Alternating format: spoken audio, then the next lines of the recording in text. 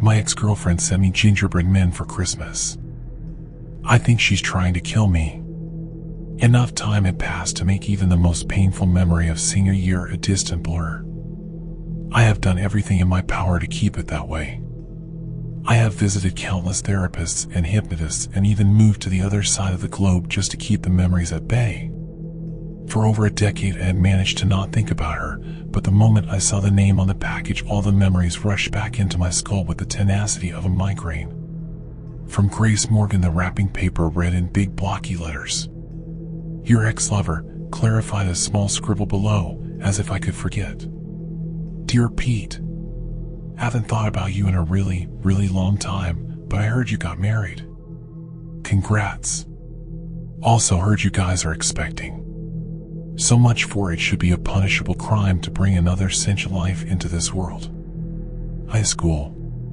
Congrats on the kid. So, since you're all hitched up now, I just wanted to pop in and say goodbye. I read an article about how a lot of marriages these days are broken up because it's so easy to hit up an ex. Just wanted to cut off that temptation for you. If you ever find yourself reminiscing on the nights we spent together as kids, don't. You have a wife. Anywho, just so you know, you're not allowed to write to me when you get lonely. Have a great life. Gracie. P.S. Bake you and yours some gingerbread men. Enjoy. 2 figures of blue pinstriped suits and bright red frosting sit on my table.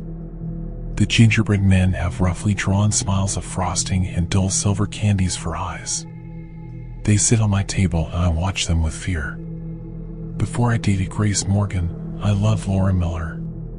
Laura was my first real taste of emotional intimacy, and for the longest time, I was certain she would be my last.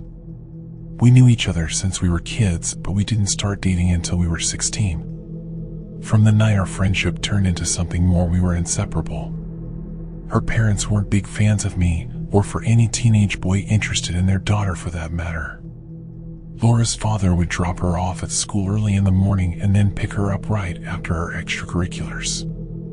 Our love, however, snuck past his vigilant eye.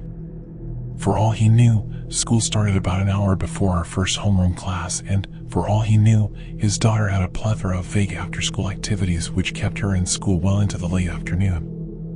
I think Laura's mother might have suspected that her daughter was stretching out her schedule to spend time with a boy, but if she did, she never interfered. By the time we reached senior year, she would call me hubby and I would call her wifey. I had no doubt in my heart that we would eventually make those nicknames a reality. For what it's worth, I don't think Laura had any doubts either. We were young and in love and bursting at the seams with hormone-fueled happiness. But then, one Wednesday morning, Laura missed our early rendezvous. She didn't come for homeroom or any of the classes, and she was nowhere to be found when the after-school activities started. This was back before the days of smartphones or social media, but I still had a flip phone that I tried to contact Laura with. She didn't answer any of my texts and all my calls went unanswered. When I got home that day, I saw no other choice than to just hope she would show up in school the next morning. Yet, the longer I sat alone, the longer I tried to come up with an explanation for why Laura would miss school without any warning, the more uneasy I got. A part of me was worried that someone from the school had contacted Laura's parents about our relationship and that her father would lock her in her room until a suitable husband would be found. I knew the man had a short fuse. When the sun set, I hopped a bus to Laura's neighborhood in hopes of throwing a pebble or two at her window to make sure she was okay. There was no car in the driveway. Her house was completely dark. No one was home. The thought of Laura's father finding out about our relationship wasn't pleasant, but I started to hope it was true. I started to hope it was true because in the pit of my stomach I felt an eerie certainty that something much worse had happened. It wasn't until homeroom the following day that I found out what happened. Mr. Algar, our biology teacher, came in to tell us the news. Algar was a shrewd old man who was famous all across the school for a breed of academic strictness that bordered on sadism. When he came into our homeroom that morning, however, his shoulders slumped and his voice lacked all authority. We might be wondering why our classmate Laura has been missing for the past 2 days, he said. He was saddened to announce that she would not be coming back. Laura Miller was dead. She had fallen sick with stomach problems on Tuesday night and died on Wednesday. Her parents requested the service remain family only, but the school counselor was available to help process feelings during lunch break. Past the silence of the room, I could hear the hush of an incoming faint. I excused myself and made for the bathroom. No one stopped me. Not even Mr. Algar. We made no effort to hide our relationship in front of the teachers. The mere act of walking was a Herculean task. I kept on trying to catch my breath, but I couldn't. By the time I managed to hide in one of the stalls, the world was nothing but a curtain of static. I don't know whether I actually fainted or how long I spent in that horrible fugue state. Time had lost all meaning to me. Life had lost all meaning to me. I just sat in that stall with my head cradled in my hands, trying to convince myself it was all just a nightmare. I don't know how long I sat there, but I recall the voice that convinced me I wasn't dreaming. Laura really cared about you. We were working on our biolab on Tuesday, and she wouldn't stop talking about how much she loved you and how the two of you were going to get married. I'm sorry for your loss. It was Grace Morgan. She'd always sit in the back of the class and kept to herself. If it wasn't for the occasional class presentation, I wouldn't even have recognized her voice. I didn't know she was sick. When I left her house, she seemed fine. When we were finishing off the lab, though, she told me that if anything happens to her, she would want you to be happy. Maybe she knew. Maybe Laura knew something was wrong and she wanted to make sure you can move on. When Grace said that to me, I got angry. I yelled at her to get out of the boys' bathroom and leave me alone and never speak about Laura ever again. In that moment, with my face wet with tears and cold sweat, I thought Grace was talking about Laura to console me. I thought she was trying to help. She wasn't. Now, years later, I know she wasn't. I did not cope with Laura's death well. Initially, everyone around me was understanding. My parents pulled me out of school for the next 2 weeks. My teachers, even Mr. Algar, extended all my assignment deadlines, and eventually, all of them, excluding Mr. Algar, gave me automaticus for whatever work was due. For the first few weeks, everyone was beyond understanding. The loss I suffered, however, would take much more than a few weeks to mourn. Sitting in class was never my strong suit. After Laura died, each minute spent behind my desk was agony. I'd inevitably start to daydream, and each and every fantasy took me straight back to her. I was hopeless. Only place I found any solace in were video games. Both my parents worked, so sneaking back home wasn't an issue. Classes were crowded enough to only have one round of roll call during homeroom, so I managed to keep up perfect attendance as well. The few tests and presentations I showed up for went poorly, but I was still somehow managing to coast above failing grades. I didn't wonder why I was still passing my classes even though I was never around to hand in an assignment. I just presumed the teachers were inflating my grades out of pity. I was far too busy playing World of Warcraft to question anything about my life. Decades later, you'll hear folks sing the praises of how they loved the communal aspect of the game, but I didn't interact with a single player. I sat behind that computer and clicked away hours of my life because some primitive part of me liked watching the numbers go up.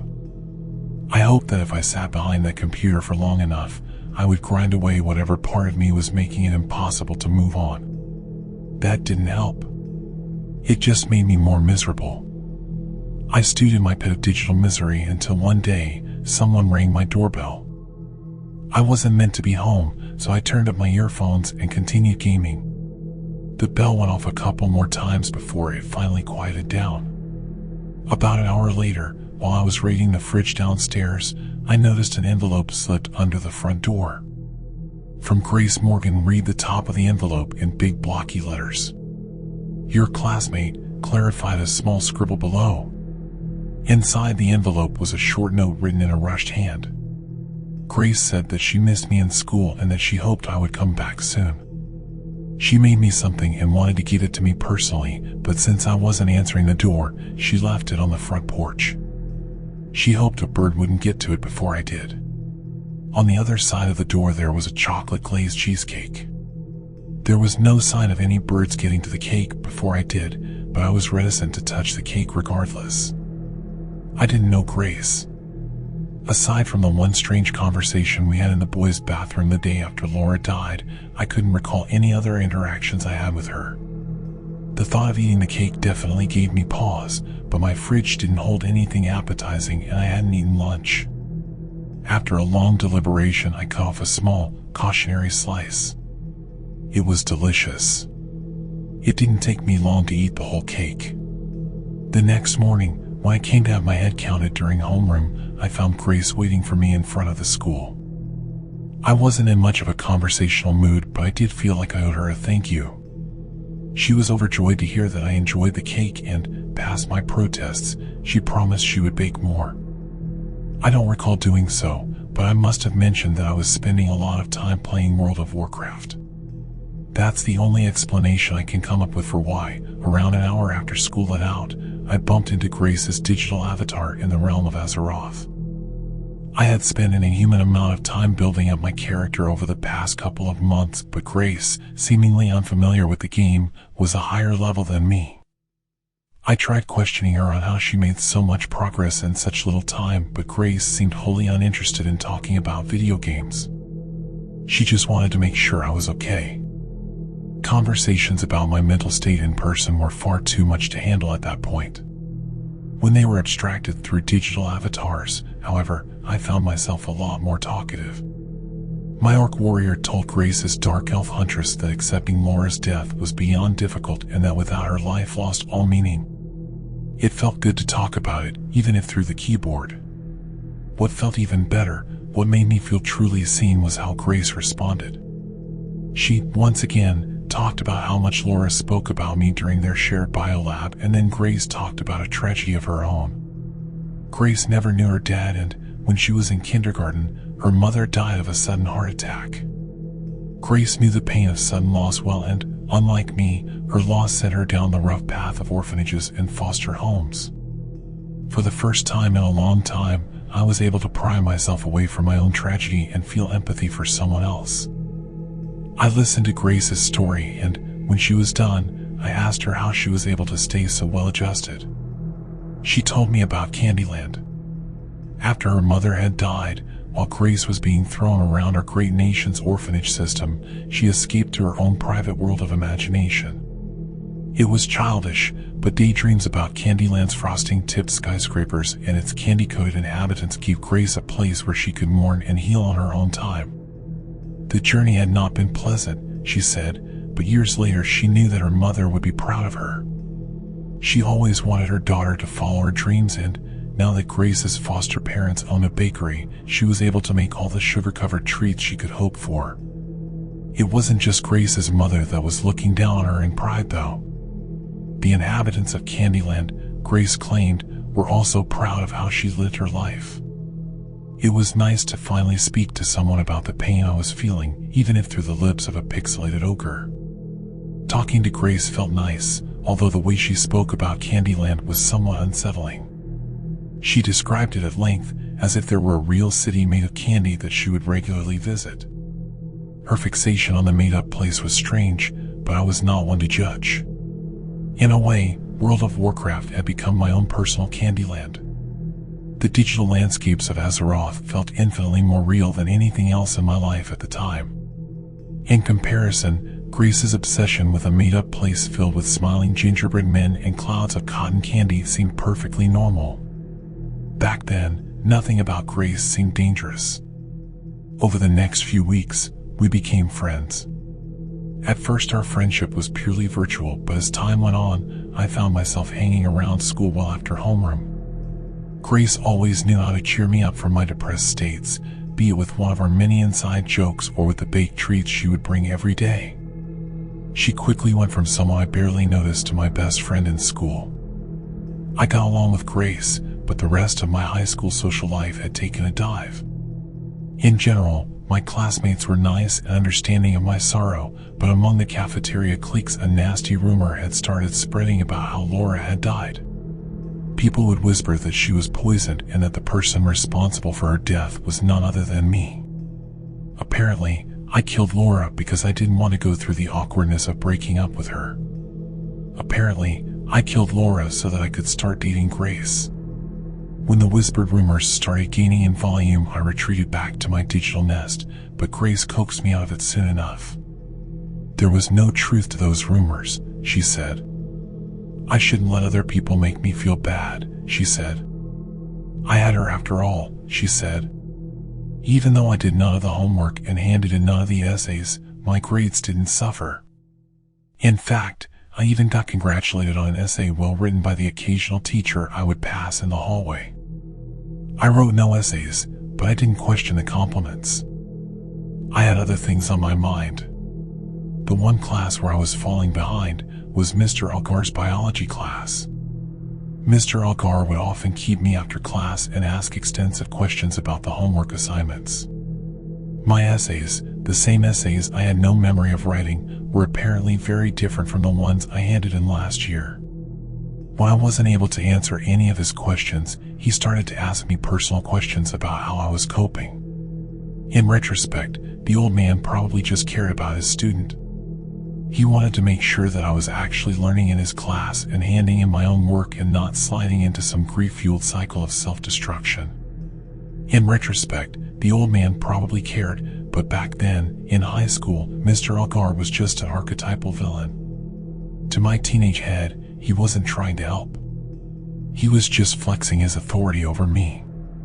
My relationship with Mr. Algar was on a steady decline, but it wasn't until a week before final exams that it reached a breaking point.